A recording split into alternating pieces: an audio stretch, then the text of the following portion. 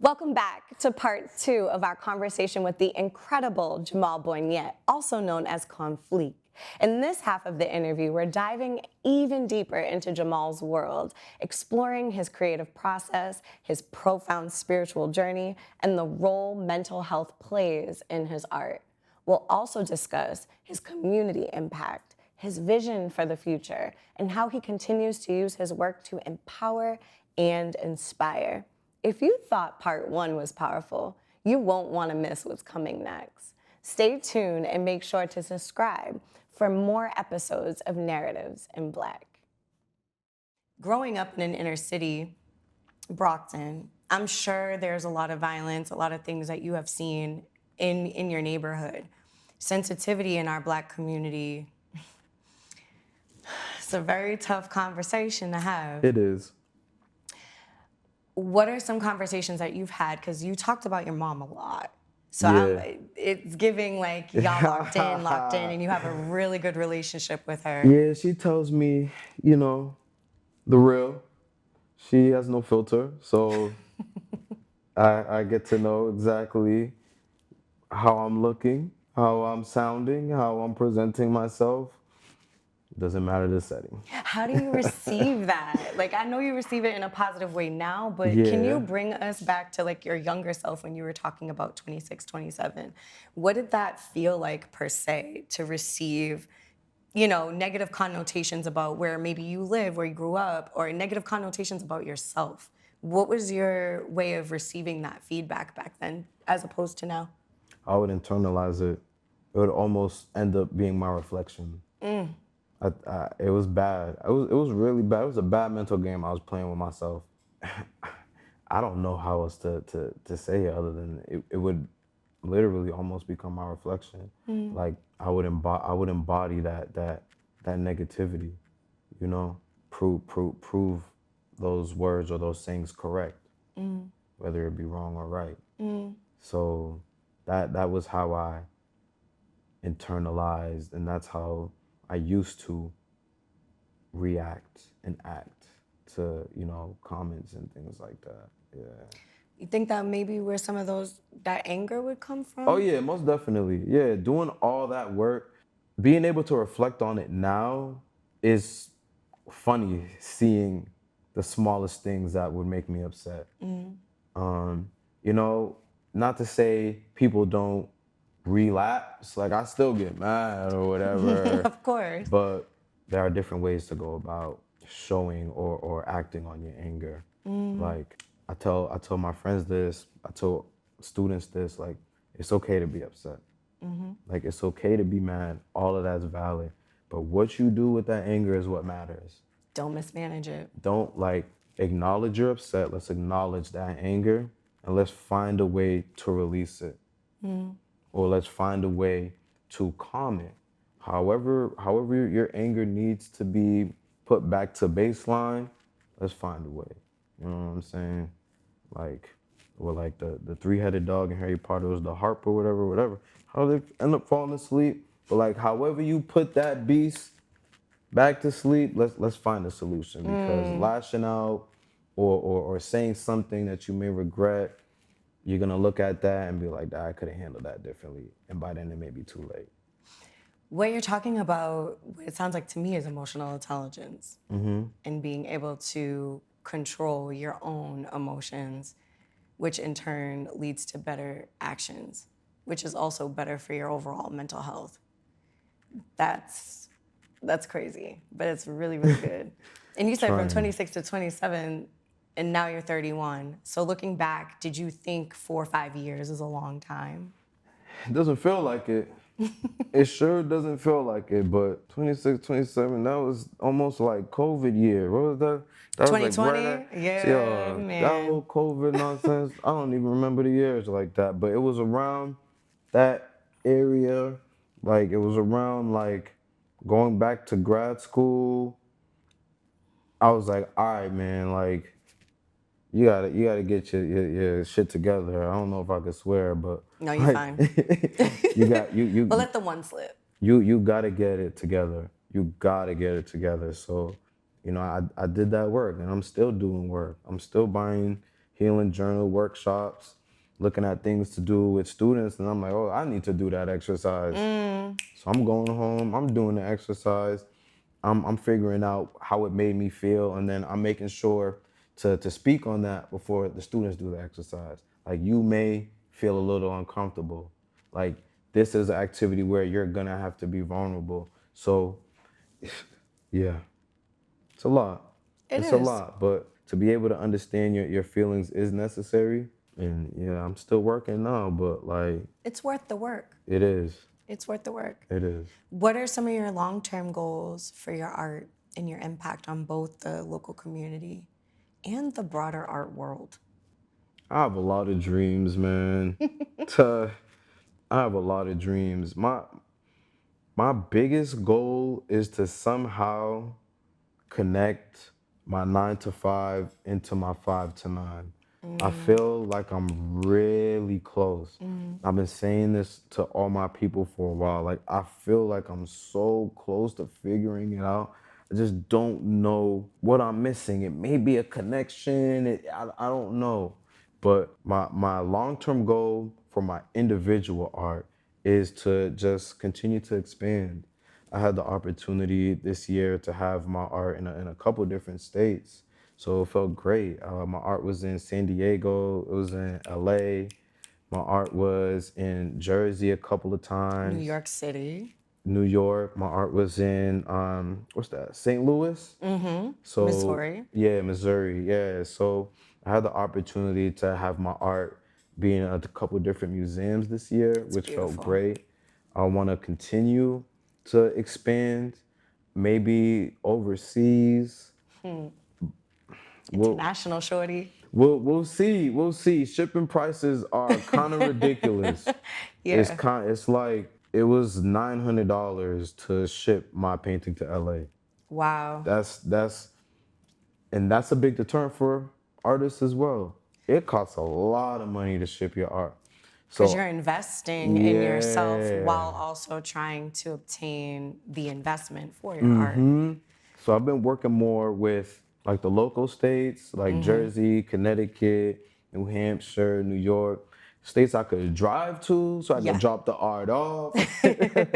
Cause I don't really I have mean, you money to could ship it drive off to like that. LA, Jamaal. You can. I don't have the patience for that drive. No.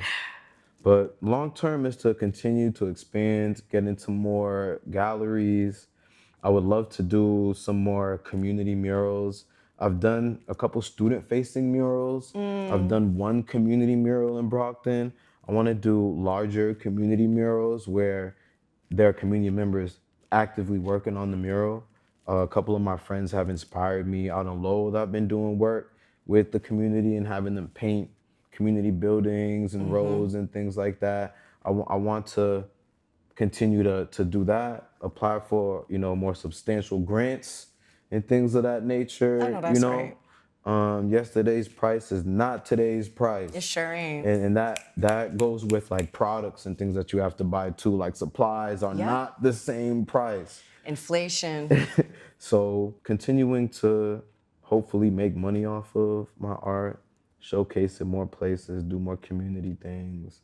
That's really what I want to do. Two things that I want to say. Shout out B Mike out in NOLA, New Orleans, who does a lot of community mural painting. Y'all should definitely connect. We'll do that offline. Okay. And then my second question to you is Piano Craft Gallery. People know where that is. It's on Tremont Street. It's in the city of Boston. It's absolutely gorgeous. Can you give us like a short, brief description of what you do there, what kind of art goes on there, and all the talented artists that are a part of your collective? Okay. All right. So the Piano Craft Gallery, 793 Tremont Street. Backstory, it used to be a Chickering piano factory. So grand pianos, they used to be built there. I believe it was one of the oldest factories. I don't want to say in the country. Do not take my word for that. Another board member named Frederica, she's a pianist. She teaches classes, I want to say over at Berkeley and another institute. She would be able to tell you a lot more about like the history. But as a gallery, What we do is we are a nonprofit. We're a nonprofit art gallery.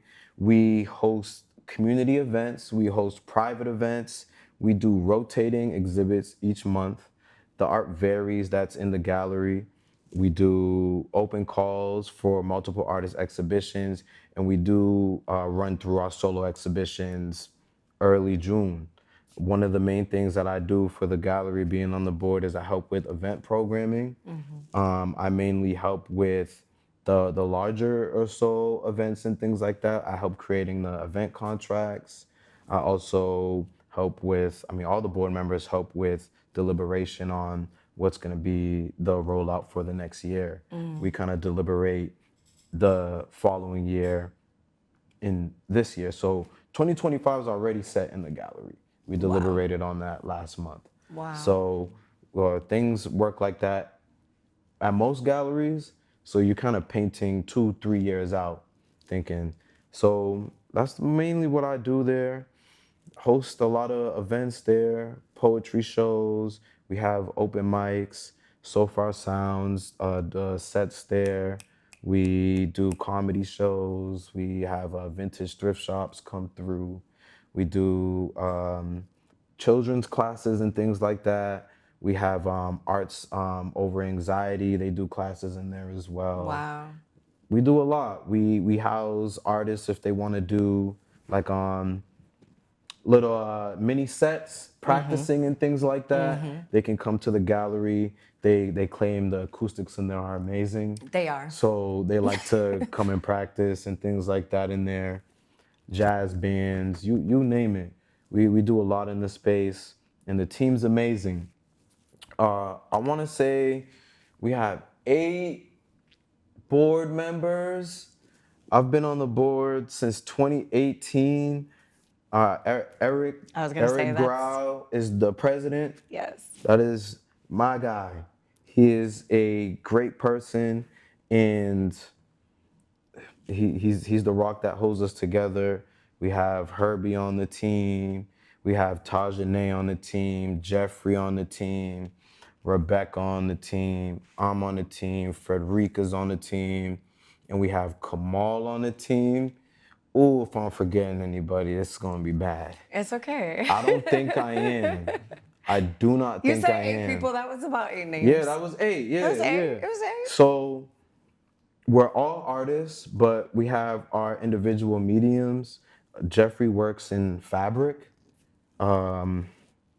A lot of them are professors as well. They teach at a lot of the art classes in like Mass Art, BC, Harvard. They're all over the place. So Jeffrey does like fabric. Rebecca does a lot of sculpture. She does a lot of set design and things like that for movies and things that come into the city to shoot. Kamal works with. He's multifaceted, but he does a lot with like. When I say fabric, I mean like paper and pieces of cloth and things like that. Eric is also a sculptor. He works with I want to say styrofoam and cardboard, and they end up looking like stalactites and rocks and things like that. It's crazy how he gets that to work. That's so cool. Herbie, he makes our playlists. So each exhibition has a playlist tailored to it, and Herbie's the one that puts that together. He also helps with event coordination and things like that. So does Tajane. Who am I missing? I think I said everybody. Frederica, she's the pianist. She's an artist. She's probably the oldest member on the team. All different ages, all different races, and we work very well together. It feels great. It's giving that because y'all stay booked and busy. Yeah, we're busy. And there's always something beautiful to see when you walk into the space. So Thank you. I just wanted to elaborate on Piano Craft Gallery because it's such a beautiful space. And I live right down the street from it. So I should be there a little bit more than what you I should. am. Yeah, you should. I should. You It's sure okay. should. It's okay. So we're going to get back to you though.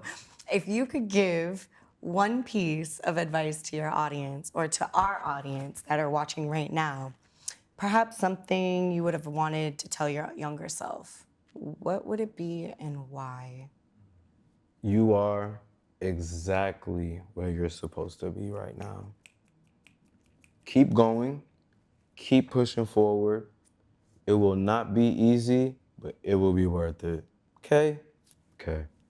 I love that advice. You gave us what your mama gave you. I I'm love that dead. for us. You are exactly where you are supposed to be and keep going. So we talked about being an artist. We also talked about being a mentor, having a 9 to 5 and balancing and what that looks like. What is your experience with dating? How do you have time for relationships? Or do you have time? I don't know. I make the time. I definitely do make the time if the intent and interest is mutual. But it's difficult. It's definitely difficult. I would say more so than dating. I mean, the terminology is so crazy.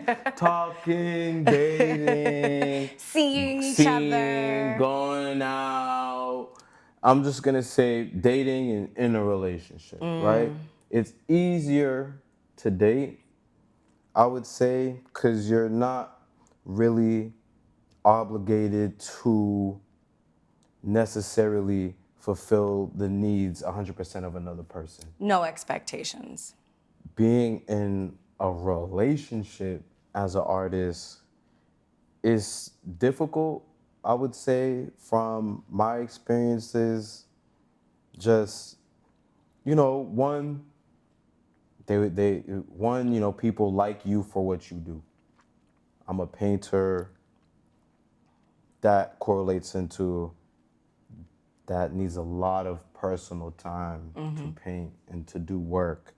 And just from my experience, once somebody's on the inside and sees like, oh, he has work, and then he'll come home from work, and then he'll paint, and More then he'll work. go to sleep. When does he have time for me? Or he doesn't have enough time that I would like from him. So that's interesting. Things usually fall out for reasons like that. Just not understanding being an artist. We were talking off camera, like, artists have to be with artists. Even though I hate Artists have that. to be with artists, and not like we have to make the Poet and distinction. poet. It can't be similar Rapper and medium. rapper. It can't be the same medium. Painter and painter. It has to be different mediums, but I personally believe only artists can understand that time commitment. And when creativity hits, I gotta use that. Yeah, I gotta use that. absolutely. We could be chilling. I get a thought. I'm grabbing my journal, or I'm grabbing my sketchbook, or I'm grabbing a canvas, putting it on the easel. Like I gotta get this out. And I personally believe only artists will understand what that feels like and will understand, when they need to give space for that person to still create. Because that's the basis of, I would think, the attraction is that creativity, that artistic value in what they do. So, you have to honor that, and it's difficult when it's not an artist. I am screaming. I asked this question because we obviously, as artists, we're in this community and we're constantly, especially in Boston, it's so small.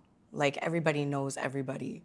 So when we think about balancing our lives and we're talking about what we love to do versus also what we may have to do to pay the bills, everybody wants love. Every artist wants to be loved on. At the same time, it is very difficult to find that balance. And this is a conversation that comes up so frequently.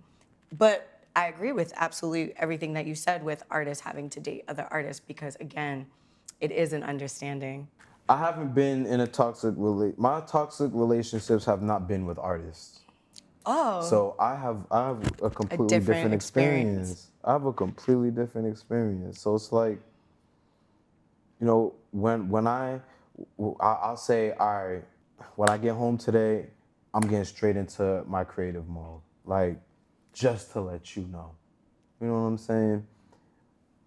The reception is different between a non-artist and an artist. You know what I'm saying? So, Give me an example. What's the reception like for a non-artist? I thought we were gonna spend time together.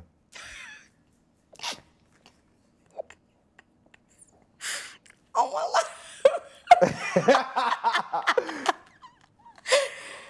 life. And I did too.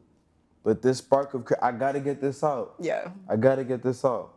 Cause when this painting goes off and it sells for hopefully a stack and we go celebrate, you ain't got nothing to worry about. That's very true. You ain't got nothing to worry about. So let me, go through the process. When I'm finished, hopefully, you're up or not mad or whatever the case may be. But like, I got to get this down now. Or I'm gonna lose it. I'm gonna lose it. And that doesn't make spending the time very worthwhile too, because it's almost like a betrayal of self and your creativity as an artist, right? It's Yeah. like, I don't want to lose this, but I know if I stay in this position, it may go away if I'm not able to get this off right now. And then that makes you kind of maybe resentful or bitter because this person is now asking for time that you actually need. Exactly. It's a lot. With that being said, what are some of the artists that inspire you? Like, what are some of the artists that inspire you? That could be a past relationship, a relationship you're in now, or it could just be artists in general. Artists, I'm just gonna say, I'm gonna say rappers inspired a lot of my work. I love that. Like who? Like, I don't know if people will know this person like that. Consequence, Oh, a yeah. rapper named Consequence. Used to be down with Kanye West. I used to be down with Kanye. He did a lot of tracks with like Sci-Hi the Prince, and of my like favorites. Talib Kweli. Yep. I was really big on like that type of lyricism. I was gonna say, you like lyrical miracle rap. Yeah, like that type of wordplay and things like that. That's what I was listening to in middle school. That's when I first opened up a journal. So I was writing raps before I started writing poems, and then I realized I'm soft, and I started writing. I realized Not I'm you not as calling tough. poetry soft. I'm not. I don't want to say it like that, but I know what you mean. realized I wasn't as tough as I say I am in these raps. I was like, I gotta be true to myself. Right. But I still wanted to say metaphors. I still wanted to have similes. I still wanted to have those double entendres. The schemes. You know what I'm saying? So yeah, those are the lyricists, the artists that inspired the way I write. It's interesting because most rappers start poetry and then turn into rap. And you started the opposite way, where it was hip hop, it was rap, and then it was poetry. Yeah. That's really interesting. Yeah, it was a lot of hip hop for me. A lot of like Kanye, what was that, Late Registration, a lot of that. A lot of Notorious B.I.G., a lot of Talib Kweli, Consequence, like Currency. Currency. That was all middle school, high school for me. That was going through, my eardrums. What about poetry? Any poet authors that you read? I mean, I did name drop one earlier when I looked at your project. Authors that really inspire my work has to be one in particular, Eric Jerome Dickey. Rest in peace to his soul. My mom had all his books. I like to read, so I was stealing Same. them books. I was like, oh, is that what they talk about? Is what they talk about here? It is kind of interesting. So back in high school, all those girls used to bring those books to school, whatever. Me, I'm like, I read that. I read that one, or I know what that one is. So he inspired a lot of my writing as well with storytelling. I like how he would write chapters in the same setting, but from different perspectives. Like the chapter names were people and just their perspective of that specific event. I like how he did that a lot. And that is a kind of inspiring, my work now. Just different perspectives, same scenarios, just getting how different people see the same thing.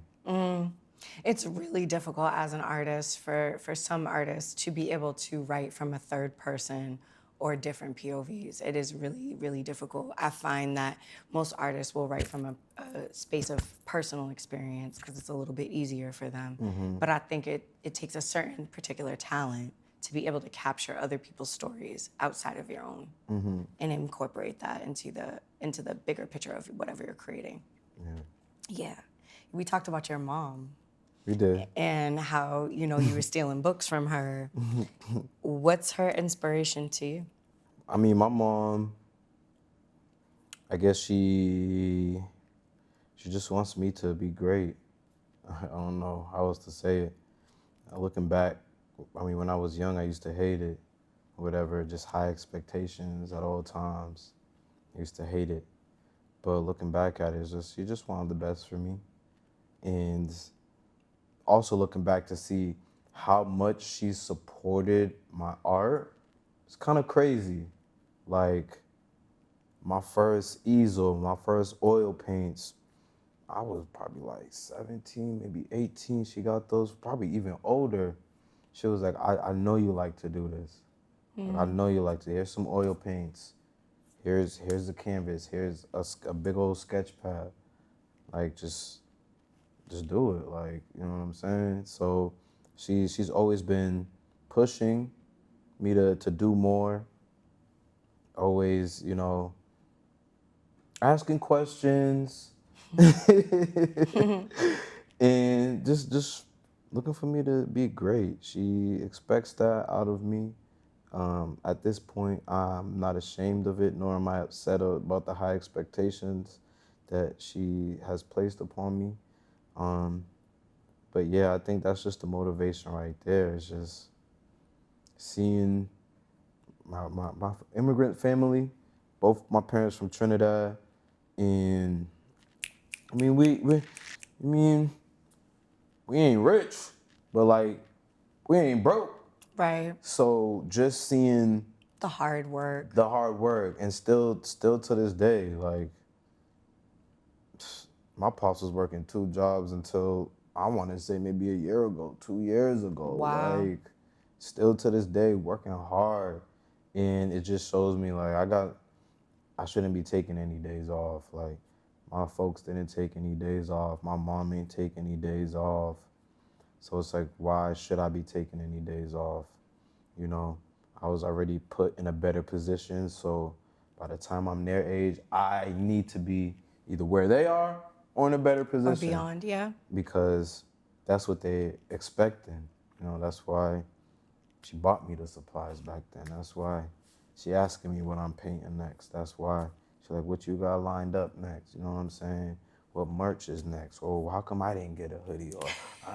So, just continuing to make her happy and be great. Mama should always have the first new drop. That should just be a thing. I'm advocating for you, Ma. Like, you should always have the new drop. Seriously. It sounds like she was able to see you before you could fully see yourself, which is a blessing. And also, as a parent, to be able to support your artistic endeavors. There's, especially coming from an immigrant family, there's a lot of people who are told not to do the art because it's not, sufficient. It's not a real career. Broke artist is still a term that flows around. So the fact that your mom was not only advocating and pushing you and encouraging you, but also supplying some of the materials you need is a beautiful, beautiful blessing. That used to be the phrase. They didn't want me to be an artist at first. When I told them I was going to school for graphic design, I was like, graphic design? You're going to school? Is that sustainable? Is that a salary? Right. You're going to spend all this money on your career to be an artist? Yeah, I double majored just for that reason. Like, I double majored in education just for that reason. I see. And it all worked out. It was great. I ended up loving it. Summer camp was my first introduction to wanting to do education. So I was happy. They had me doing writing workshops. I worked at Camp Wing out in Duxbury. They had me doing writing workshops as one of the teaching classes or whatever. And that was my first experience, like, oh snap, like I could actually do something here and motivate them, like being creative as well. So it kinda went hand in hand. But my mom realized real soon that the art wasn't going anywhere. And that's when she started like, all right, you know what, like he's doing this regardless. Like, let me help him out. You know what I'm saying? I think that's how she looked at it. I love that, but Duxbury, huh? Ooh, that representation out there for us is, I'm sure, is very slim, which I also want to commend you on while we're sitting here as well, is the fact that being a Black man and educating in the arts is a really beautiful blessing as well, because we need that. We need to see that. So I commend you for that as well. Thank you. You're welcome. Thank you. What's in your immediate, like what's coming up for you? Like what are you excited about that we can look forward to? This the promo drop time? Okay, yes, promo drop time. All right. The energy just shifted. So where are we in? What's this? August? We're in August. August. September. I don't remember the date. September 6th. If this goes up before or after.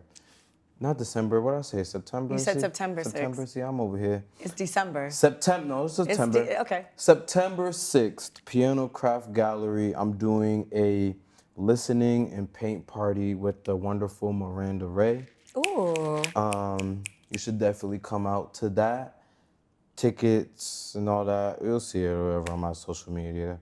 October of this year, I am dropping my second poetry book. It is called Shadows in Alleyways. It has reminiscence of Eric Jerome Dickey with the style of different perspectives. A lot of interactive things in there. Really excited about this one. You're gonna get a copy, so just be on the lookout for that. I'll probably I want it ship personally signed. Okay, I could do that. Okay. I'm just letting you know, because I could feel do like that. it's gonna be worse on one day. I'm just saying.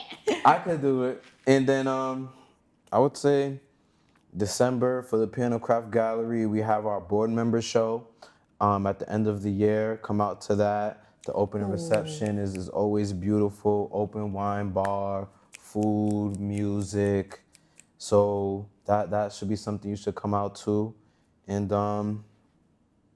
I guess that's it for the rest of this year. I'm gonna do some paint nights for a couple organizations and things like that. But for things that people could go out to, the listening and paint party. I'm dropping my second book in October, and then the board member show in December will be some really dope things to attend if you got the time to.